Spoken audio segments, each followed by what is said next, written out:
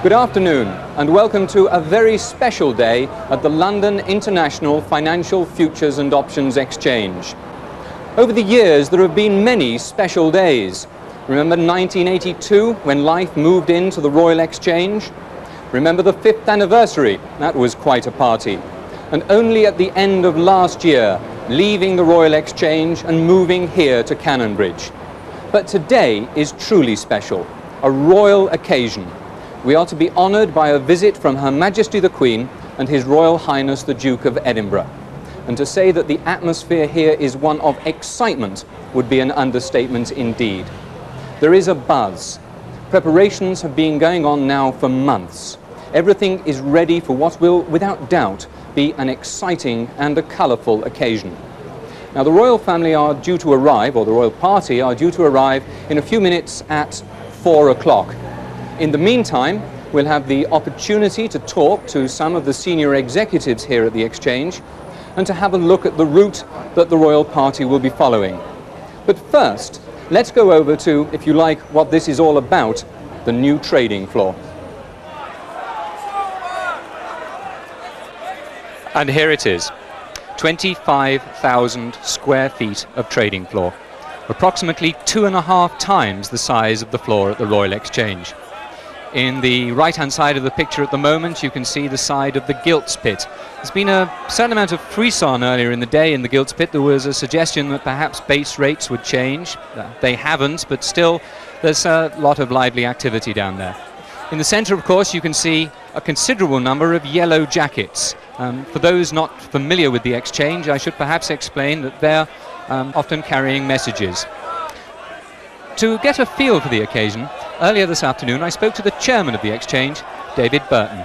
James, I must start by asking you how you feel at this moment. Very proud, I would guess. I think everyone is very proud who's been involved in it, Mark. I mean, it takes me back to the opening, the official opening in September '82, when we had quite a gathering then, and I think that was just as exciting in its own way as it is today.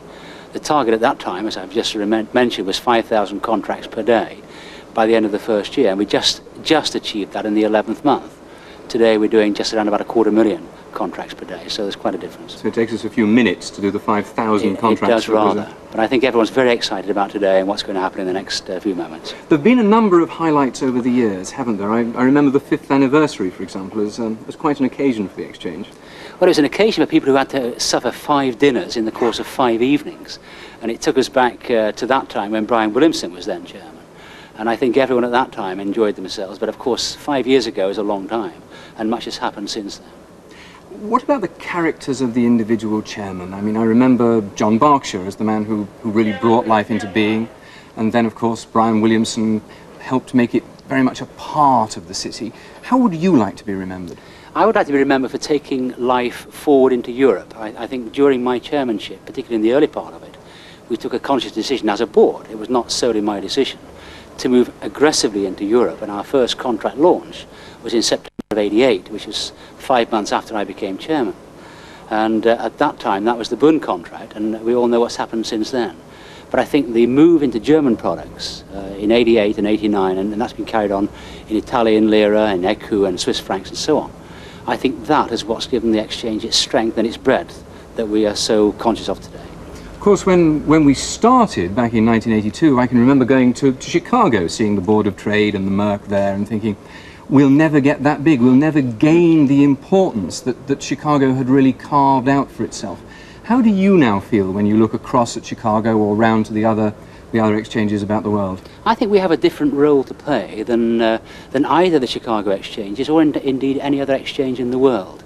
We are an international exchange, we have international in our name, and I think looking at our quality of our membership, the breadth of that membership, and the breadth of our products and all the different currencies in which we trade, I think it's the strength of that product range that makes us slightly different from Chicago. Chicago is very much a domestic market. Their strength is US dollar products. Ours is not. It's not sterling, or it's not German products, or French francs, or Swiss francs, and so on. It's a range of all those products and the interaction of each one. I was reminded when the Governor of the Bank of England opened the trading floor here just a few weeks ago now, and he quoted from that rather interesting internal document from the bank, which basically said this Liffe stuff might just catch on. Do you now feel that Liffe really is an institution within the city, with everything that's entailed in that description? I think the philosophy of becoming an institution was not one that Liffe sought. When we first started, we wanted to be slightly non-establishment, to try to be individualistic. Those stripy jackets didn't go down a bomb to start with, did they? I think we've achieved that. We've created our own little niche. It fits in well with what the city is about. But I think Liffe has introduced the city of the future rather than the city of the past. We've got some of our strength from the history of the city, but I think our strength is our innovation, our flair, our forward thinking. And we've taken the city forward, I think, into the 90s and hopefully strongly into the next century. When the 20th anniversary celebrations take place into the next century, what do you think the then chairman will have cause to be pleased about? Well, he hopefully will invite me back to enjoy those celebrations with him. With a glass of vintage champagne. But I think in another 10 years' time, I think we'll see quite a different exchange than the one we have at the moment. Our strength at the moment, in fact, any exchange anywhere in the world's strength at the moment, is money products or bond products or equity products. I think over the next 5 years, much of that is going to change. I think as currencies become closer together, we may well have a single currency within Europe. I think we as an exchange will have to look outwardly to new products, possibly in insurance or in shipping or in freight or whatever. And I think the product range that we will list in 10 years' time will be quite different in many ways than we have today. David Burton, thank you very much indeed. Thank you very much. If I can turn now to Michael Jenkins, Chief Executive of Liffe. Michael, let me ask you first of all, how do you feel in your new home? Well, I think, we're delighted actually it's worked so well. I mean, we had mixed feelings, as you know. I mean, we felt the Royal Exchange was where we started, and I think all of us were very fond of it. But I think now we're here, I think particularly the members find that they've got so much more room, the facilities are so much better, that I don't think there are any regrets. It's funny, I mean, I remember in the days leading up to the move from the Royal Exchange down here, there was a real feeling of sadness to be leaving. And yet now it seems like ages ago. It seems like we've always been here. Yeah, so I think we talked about the 5th anniversary. I mean, it may seem a long time ago. To me, it seems just yesterday. And I think these anniversaries pile up with increasing frequency, which is slightly alarming. What about the new trading floor now? It's a wonderful floor. It's a wonderful floor to work on. It can be changed. You can rebuild it as new contracts come on, or as lines of sight need to be modified. What sort of feedback are you getting from the membership about this floor? Well, I think we've always had to have a floor that you can rebuild, and you have to rebuild it over a weekend. So we did that in the Royal Exchange very many times. And in some ways it's slightly more difficult now because it's a more technologically advanced floor. I mean, you really have to ask the members, but I think I've been quite pleased, I think, on the whole, that there have been a number of teething problems and we've had some changes to make, but on the whole, everything's worked and worked pretty well. And I think if you ask, that's the general consensus amongst the members. Without sounding unduly cynical, it was a lovely surprise, wasn't it, that on day one everything just happened? Well, it may be a surprise to the outsider. To us, of course, having seen all the people, particularly over the weeks before, in the sort of meticulous attention to detail, it wasn't really a surprise, although I would grant you there's always an element of luck on these things, and I think luck was on our side. Luck was on our side, even getting the traders in that morning, wasn't it? Because yes. there were train delays and heaven knows what. Well, I remember waking up at about 6 o'clock, putting on the television news, and hearing that all the mainline stations were closed. My sort of heart sank. I think after all this, there we were going to have the governor possibly, but nobody else. But as it happened, everybody turned up. Now, in a few minutes' time, you and the chairman are going to be showing the royal party around the floor. What are the main things that you're going to point out? Obviously, particular individuals will be presented or introduced. What, if you like, are the main facets of the floor that you're going to draw to their attention? Well, I don't know. I mean, I think that it would be interesting to know what they're interested in. What catches their eye. What catches their eye. Yeah. Because I think this is probably the first time the Queen has ever visited a live exchange. I mean, she went to the stock exchange many years ago, but that was in the evening, not when it was actually operating. So I don't know what preconceptions both the Queen and the Duke may have, but I suspect that they will be interested in the diversity of the people we've got on the floor, where they come from, and the different roles they carry out. I think it's the people that they will be particularly interested to speak to and see. There's a goodly sprinkling of locals, isn't there? Oh yes, well, they're a very substantial proportion of our total floor population. Is that something that you'll be drawing the Queen's and the Duke's attention to? The fact that we're not just talking about people working for the big institutions, although of course they're represented in strength, but there are individuals who are really quite literally doing their own thing. Well, I think it's always a surprise, certainly a surprise outside North America, that you actually, on an exchange like this, which turns over 50 billion a day, that you actually have individual members using their own money. And I think it's rather a surprise that there is room for that sort of participant in these large financial markets. You heard the chairman a few moments ago talking about Liffe's moves into Europe, Liffe's position, if you like, in the global marketplace that we now have.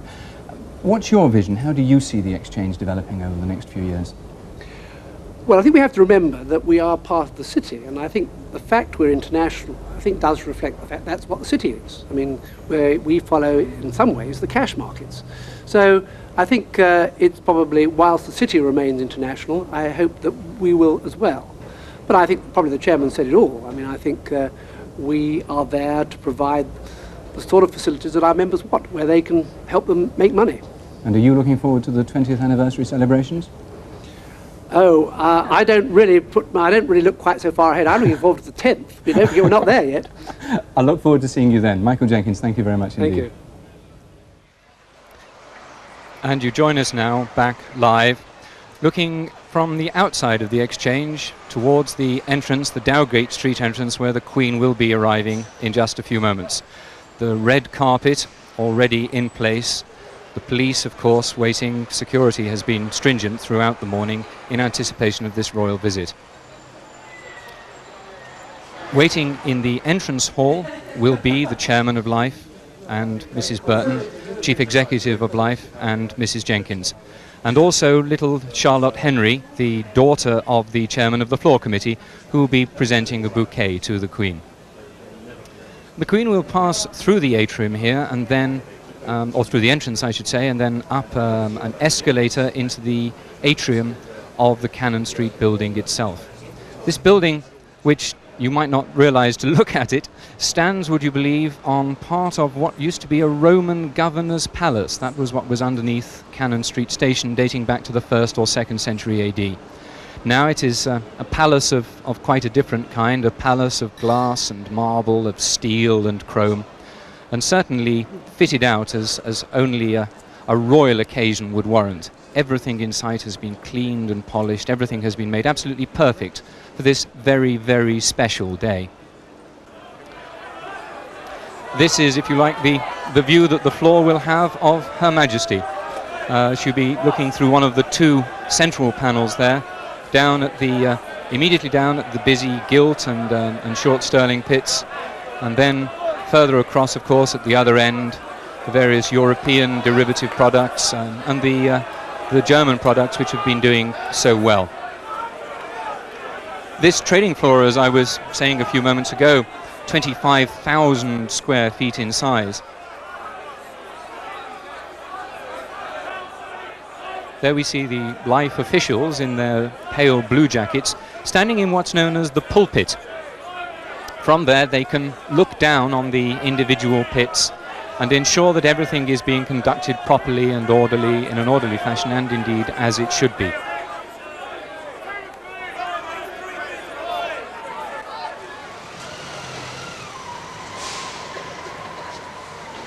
Here is the royal car arriving.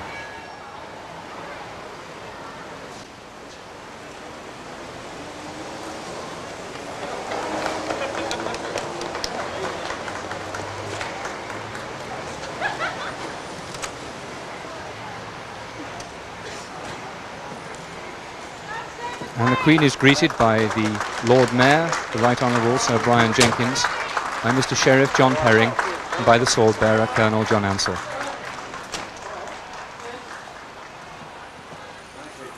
And the Queen and the Duke now coming in to the London International Financial Futures and Options Exchange.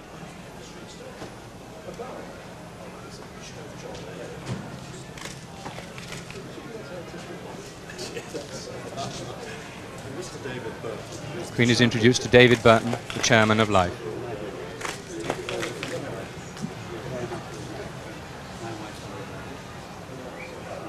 Mrs. Burton.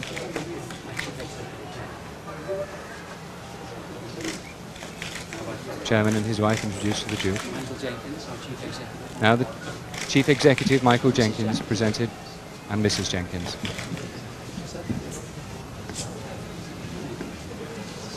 And now, a very, very special day in the life of Charlotte Henry.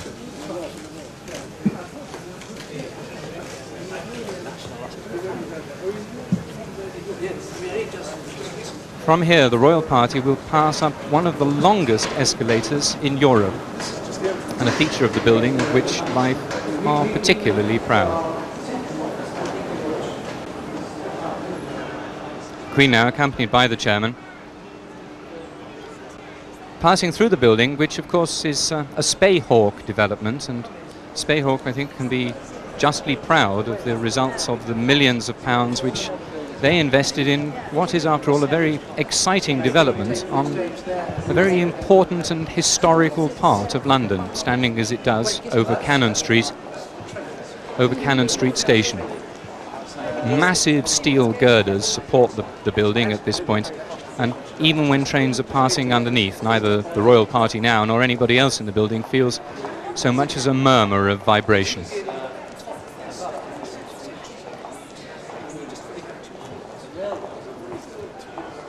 From here, the Queen goes up the staircase, and we'll lose sight of her for a moment and rejoin her as she comes into the visitors' gallery to meet members of the board of Liffe and also to view trading.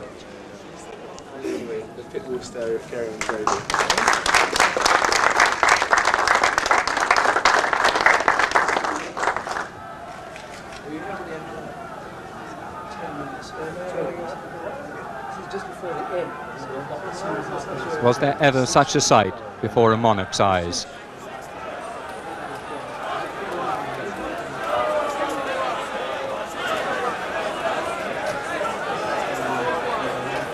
The chairman, David Burton, pointing out some of the salient features of the trading floor, explaining to the Queen the way that trading is conducted. And out of the window of our commentary position here, I can hear that by an amazing coincidence, trading has intensified quite noticeably since Her Majesty went to the window of the visitors' gallery there.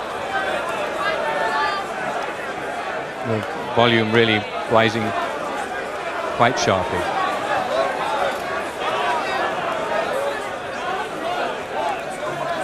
The Queen, of course, always takes a very real and positive interest in any institution or organisation that she visits, and we have no doubt here that she will be very interested to learn of the complexities, after all, of futures and options trading. Michael Jenkins talking with the Duke, saying to me just a few minutes ago that he was going to be fascinated to see what was of interest to the royal party.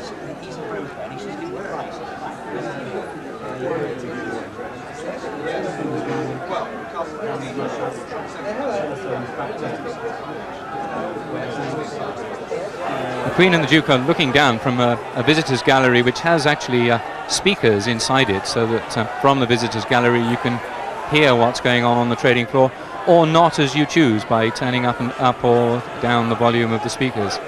I'm sure that Her Majesty is aware of the buzz on the trading floor. Nonetheless, through the window of our commentary position here, it's coming through loud and clear without any shadow of a doubt. David Burton very proud both of the new home for the Exchange and of the great progress that the Exchange has made over the last 10 years.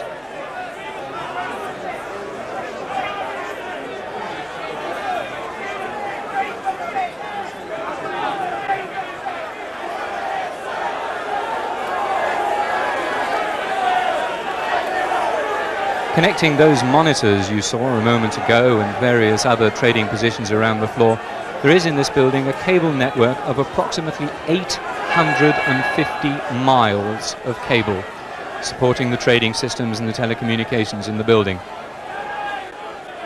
Royal Party quite clearly fascinated by what they see before them.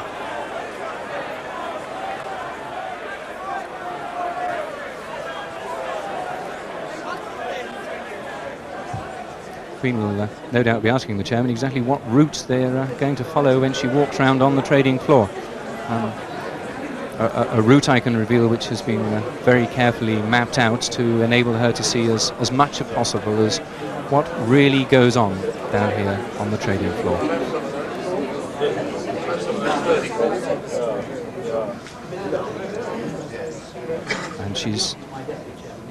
And now presented is Nick Durlacher, one of the famous names of the city, of course, Durlacher. Nick joined Wed Durlacher Mordaunt, as it then was, in 1971, becoming a partner in 1972. Next to him, Nigel Ackerman, appointed in 1989 as a non-executive director of Liffe.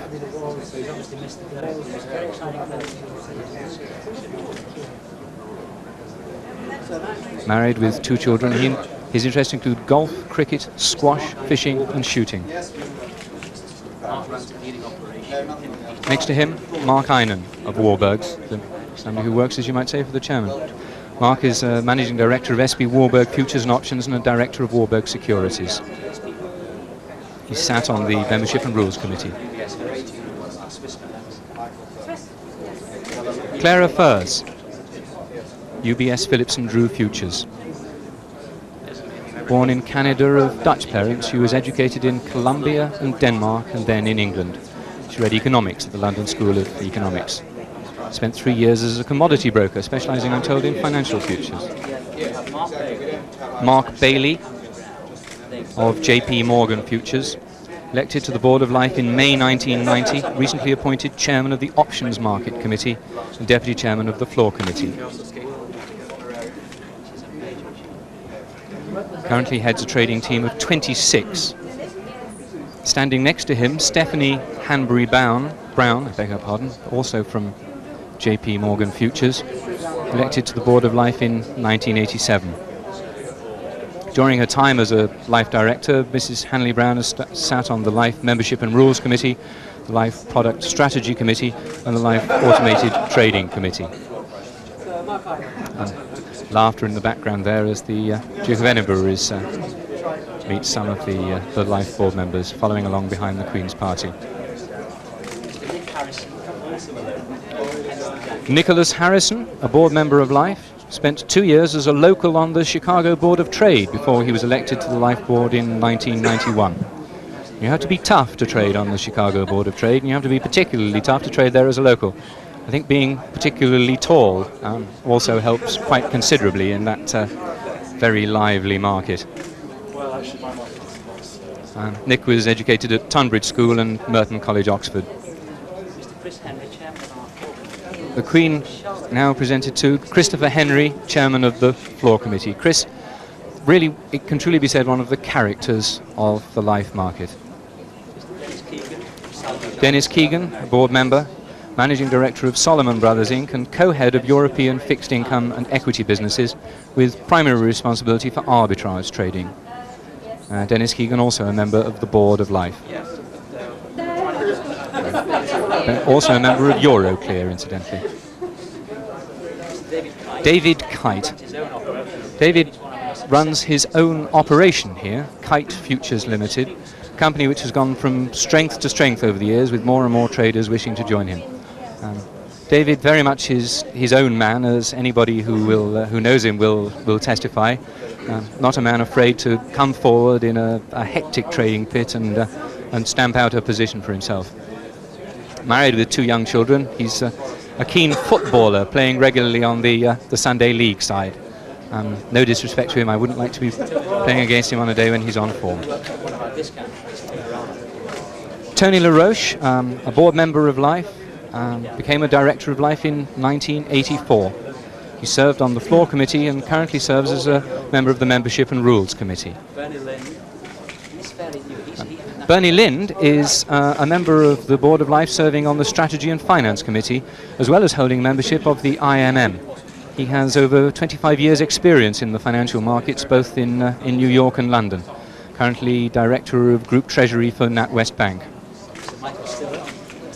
Michael Stiller, formerly of Cazenove, then of Tullet and Tokyo, otherwise known as TNT, elected to the board of Liffe first in May 1987.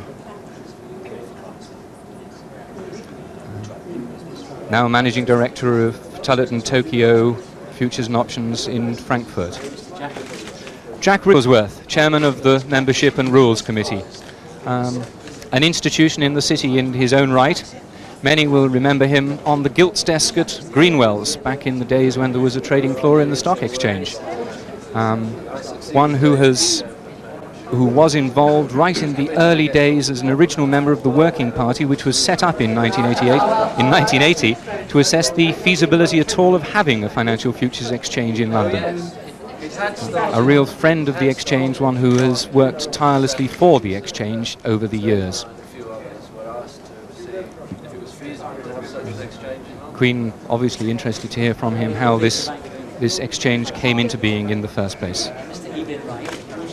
Evelyn Wright, the director of GNI and a board member of Liffe, serving until recently on the Liffe Product Strategy Committee.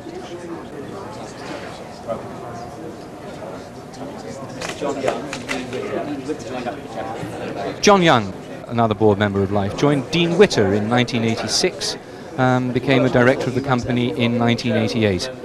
He sat on various committees, including the disciplinary panels, the options, APT and Eurodollars committees. Worked continuously from the floor since Liffe started.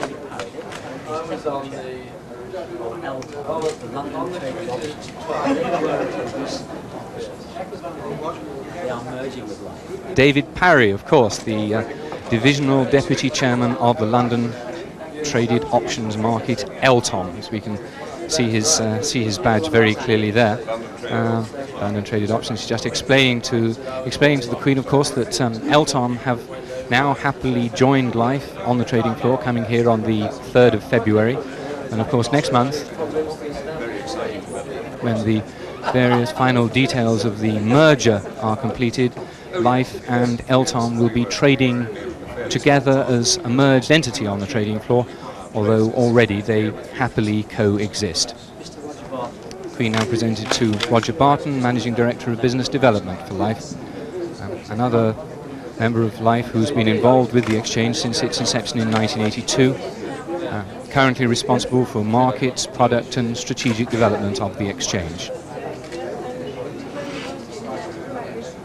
He used to have responsibility for the development and operation of the computer systems, which is, in an exchange as complex as this, is a job which anybody would have to approach with a considerable degree of experience and indeed of expertise.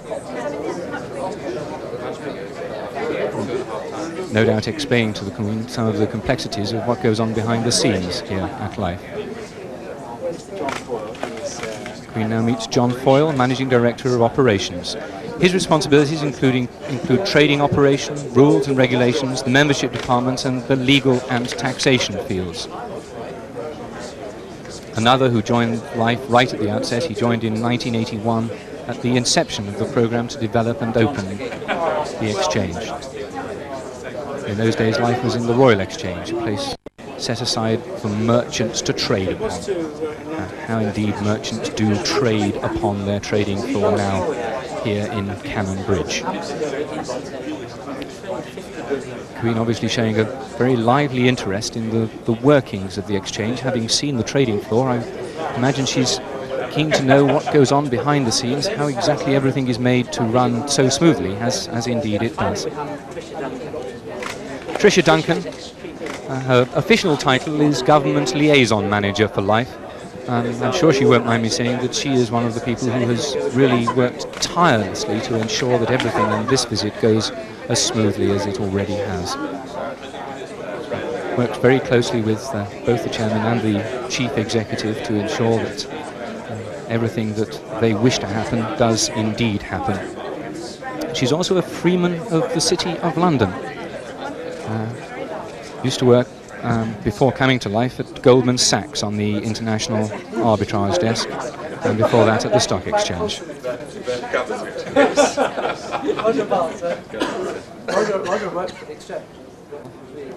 There's an air of hushed expectancy on the floor, and when she comes onto the floor, which will be up in the top left-hand corner of the screen as you're looking as you're looking at it now, then Chris Henry, the chairman of the floor committee, will, shall we say, draw the attention of the traders to the fact that the Queen is on the floor. I hear whispers for silence. There's Chris Henry waiting. Queen just passing down now from level 2 to level 1. She'll walk in now through the entrance which the traders themselves used every day, the market entrance, as you might say. And on the left of your screen, she will see a specially commissioned statue called Open Outcry, executed in bronze by the sculptor Neil Lawson Baker. One of those very lifelike bronzes of the sort that we see more and more these days. I believe there's one in New York of a gentleman hailing a taxi, and every now and then in snow or something, a taxi driver will come over and stop for it. Nobody knows yet whether anybody's tried to trade with that particular bronze.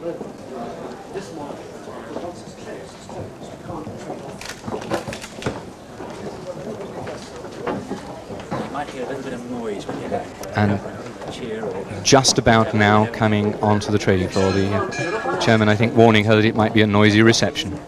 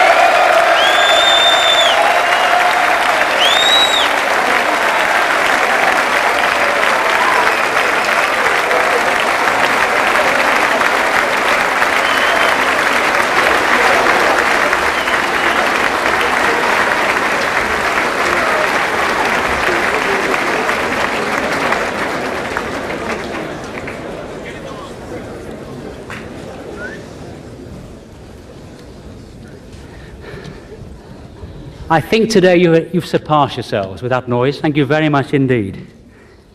Your Majesty, on behalf of all of us gathered here, I would like to thank you for honouring us with your presence today. It also gives us the greatest pleasure to welcome Your Royal Highness. With your permission, I would like to say a few words to express the feelings of us all, because today we celebrate a special event, the bringing together of two of the city's major markets onto a new trading floor. Both markets are comparative newcomers to the City of London. The London Traded Options Market started trading in 1978 within the structure of the London Stock Exchange.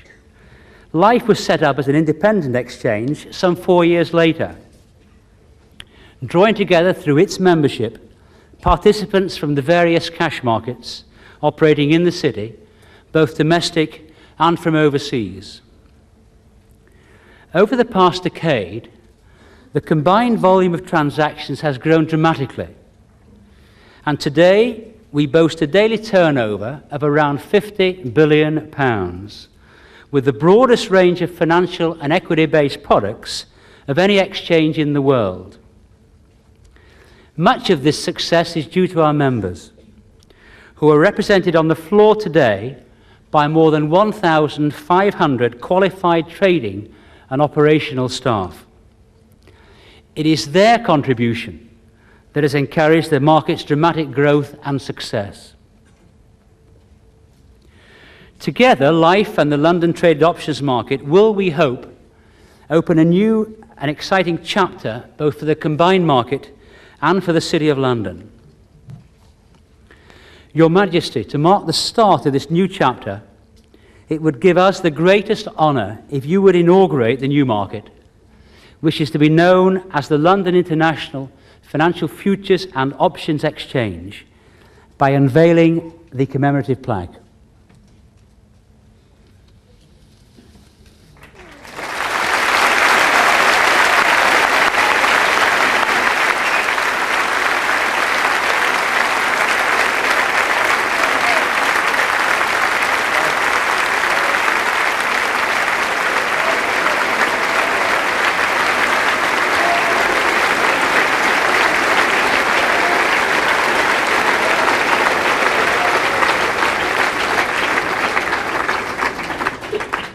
Well, thank you, Your Majesty, for unveiling the plaque. I would now like to ask the Chairman of the Floor Committee, Mr. Christopher Henry, to offer you a memento of your visit. Your Majesty, may I offer you this gift from the floor? It is a trading badge. It conveys the right to trade and is inscribed with your unique mnemonic. We hope that you find the mnemonic very appropriate.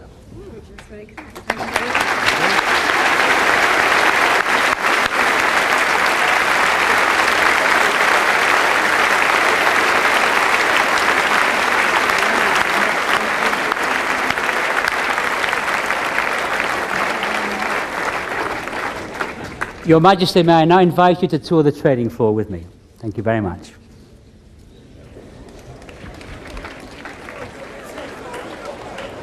And so the Queen, armed, as we might say, with her trader's badge, which is inscribed, by the way, E2R, now descends onto the trading floor to meet some of the traders, some of them local, some of them working for institutions, and some of the floor staff as well. Queen meets Steve Swain, trading manager at Liffe, joined the exchange in February 1985, having previously been an equities dealer on the stock exchange.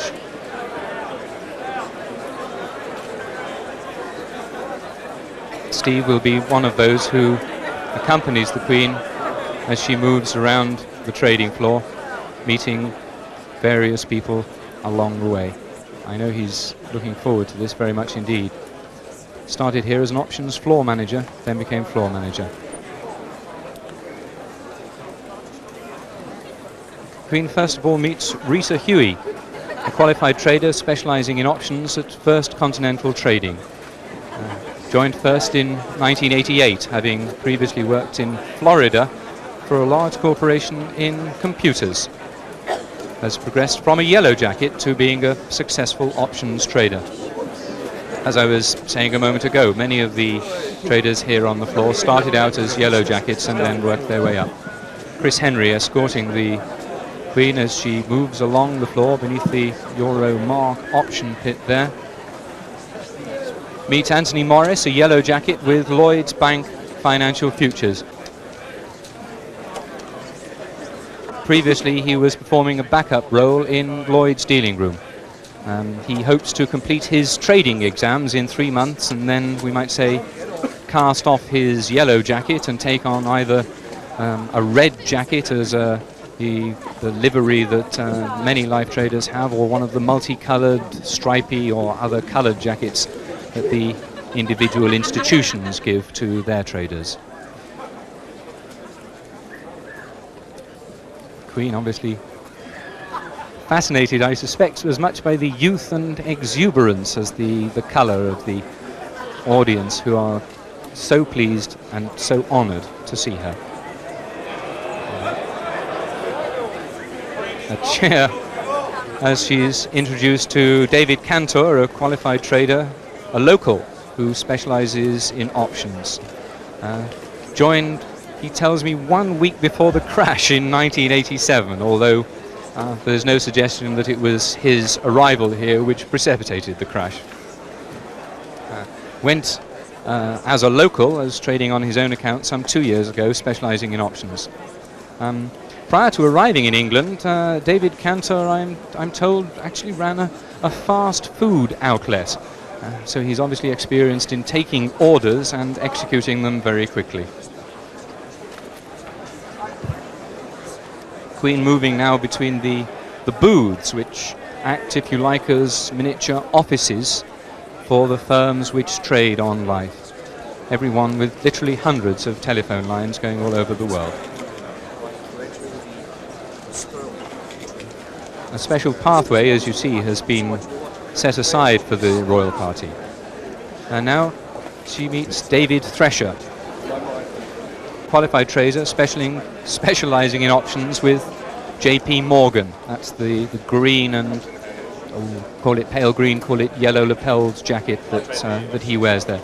You can see his JPM badge quite clearly. It's a trading badge of that type, which has been given to the Queen, presented to the Queen today.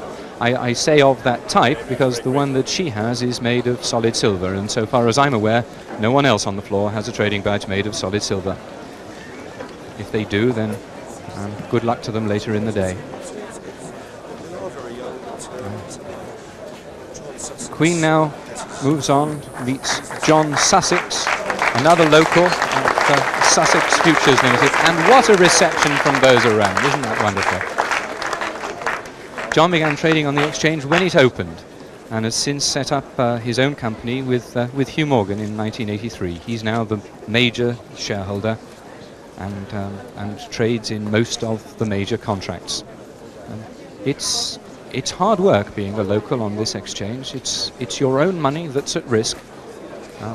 It's your livelihood that's on the line if you get it right or if you get it wrong. These young men and women know that they hold very, very responsible positions. There's often an aura of fun, sometimes of irreverence about this market. It conceals perhaps a very deep seriousness underlying it. They all know the very serious nature of what they're doing and how any mistake could cost them or their companies a great deal of money. The Queen now meeting Keith Penny, qualified trader with Alpha Financial Futures, their very distinctive blue jacket with red and white stripes on the pockets and on the sleeves as well.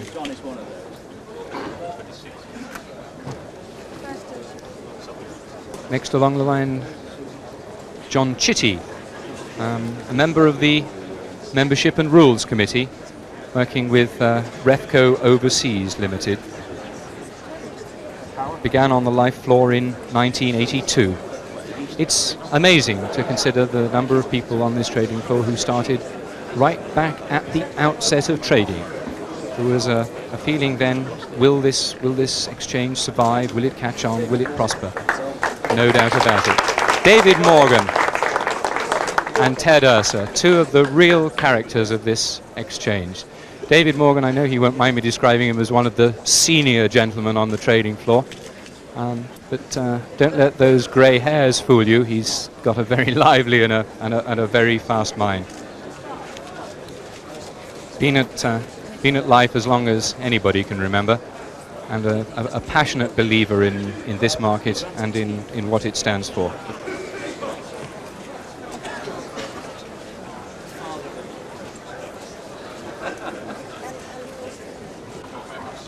Ted Ursa, standing next to him, of Solomon Brothers. Ted, a very strong character, a strong personality all round, working for one of the larger, to say the least, American financial institutions. Very experienced on Liffe, as those grey hairs betray. A fine fellow, but one who, like David Morgan, believes passionately in this exchange and has helped to make it the success which it undoubtedly is today.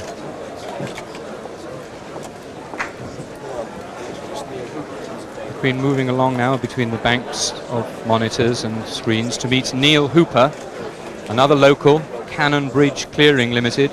Neil also has been trading on this floor since its inception. He's been a local since 1984 and specialises in the FTSE contract, the contract for the FTSE 100 index. Alan Dickinson, floor manager, qualified trader, a local on the Membership and Rules Committee and company director of Cannon Bridge Clearing Limited. Now chairman of Cannon Bridge Clearing, which has some 50 staff working both on the floor of Liffe and on the IPE. The Queen obviously enjoying meeting these lively characters. Looks of fascination on the faces of the traders who've been asked to stand back to give the Queen a little bit of room as she moves round on this trading floor. More applause as she meets Richard Stokes, qualified trader, a local, chairman of the Long Gilt Futures Pit Committee and a floor committee member.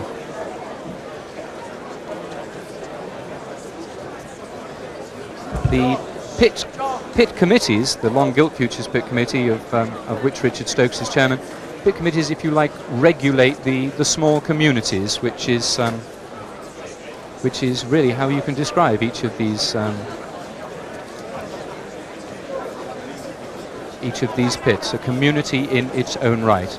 Queen now meets Alistair Nielsen, floor manager and qualified trader with Barclays de Zoet Wed Futures Limited. It says on my notes, perhaps BZW Futures Limited would be a better way of describing them. Both Richard Stokes and Alistair Nielsen, to whom the Queen is talking now, you can just see Alistair Nielsen's BZW badge there, another badge of the type that the Queen has got. Both of them very experienced traders on this floor. We're now entering the Queen now moving through to the LTOM area, the London Traded Options Market. LTOM, who came here on February the 3rd, and delighted we were to welcome them. LTOM and Liffe to merge, of course, as we all know, and that merger to be completed on March the 20th.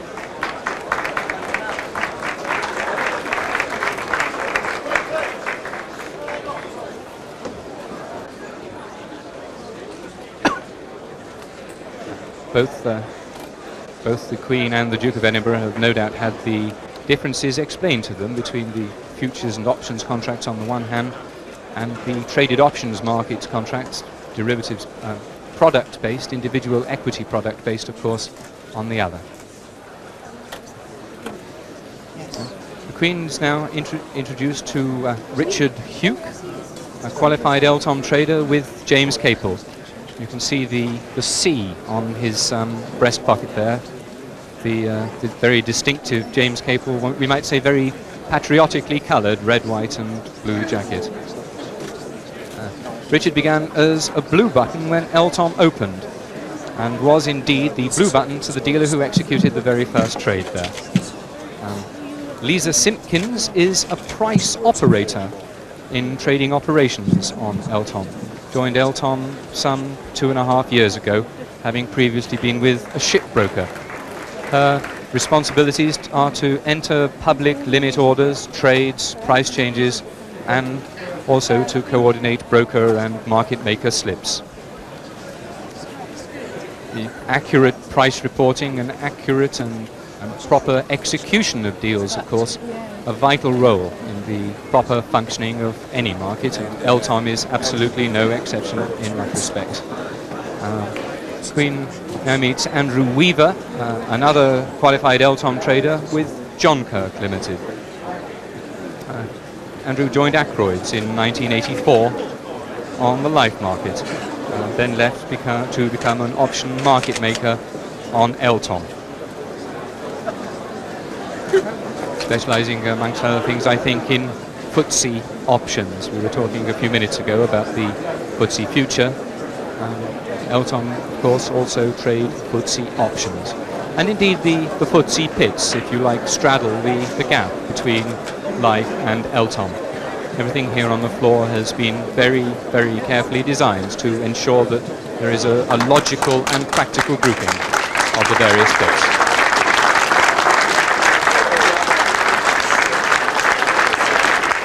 What a wonderful sense of occasion.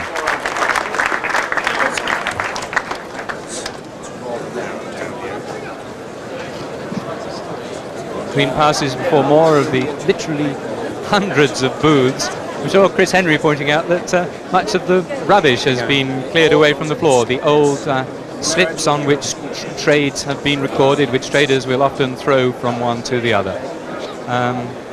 She meets now Martin Parrott, floor manager and qualified trader with Banque Nationale de Paris, BNP, been involved in futures trading since he left school 13 years ago. Began trading sugar and then moved to the Liffe market in 1982, as so many here have. Appointed a floor manager with BNP. one of the very many international organisations here on the trading floor. Let us not forget that this is the London International Financial Futures and Options Exchange. European, North American, Far Eastern institutions, all represented, as of course are the locals whom we've seen trade on their own account.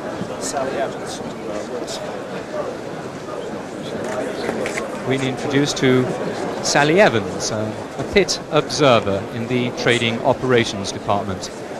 And also just beyond Sally there we can see James Cohn, a floor manager and qualified trader with Cargill Investor Services. The pit observer's role, Sally in the blue jacket, one of those responsible for ensuring orderly trading.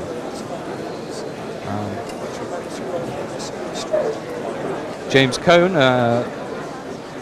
floor manager of Cargill Investor Services, one of the largest privately held firms in the United States, is the ultimate parent company of that. Queen, no doubt fascinated to hear from Sally Evans just exactly how, from their pulpits, the Liffe staff ensure orderly markets. Guy Boardman, floor manager and a qualified trader at GNI Limited, Gerard and National if you like, joined GNI 6 years ago. He used to be a builder and has now progressed to floor manager of one of the largest floor operations on Liffe. Quite an achievement.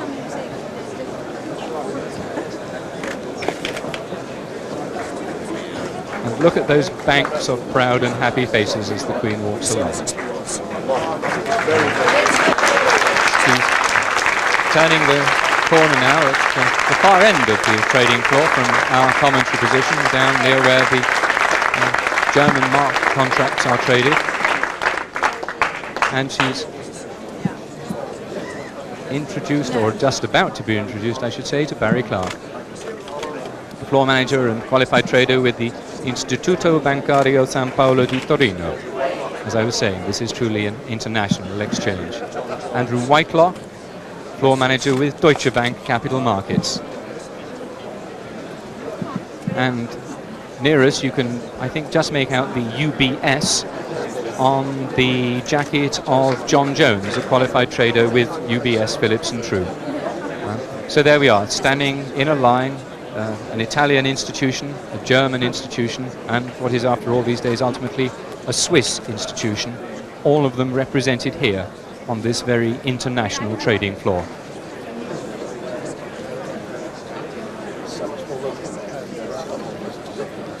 Queen, I'm sure, interested to hear how this new trading floor compares with the old trading floor at the Royal Exchange, which we left, now it seems, such a long time ago.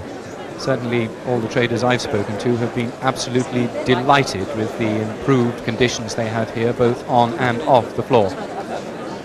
In a lively market, it's perhaps an overstatement to say that it's a joy to trade on, but it's certainly an extremely efficient place in which to work, and a very comfortable place in which to work as well.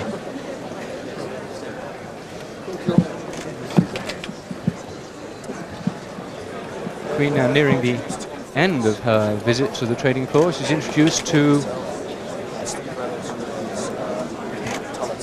Tom Thays, another local.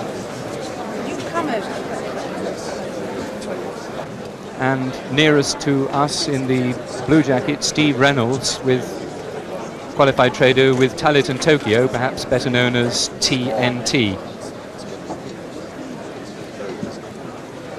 Tom Thays, to whom she's talking now, another of the day one traders here. And Steve Reynolds, who joined TNT in 1982, spent 1986 working in Chicago at the Chicago Board of Trade to gain further experience there. Just taking a moment there to talk to another of the Liffe observers. Russell O'Mara, I think. I can't quite see his badge. Yes, it is. Another pit observer. Notice there the distinctive pale blue jacket.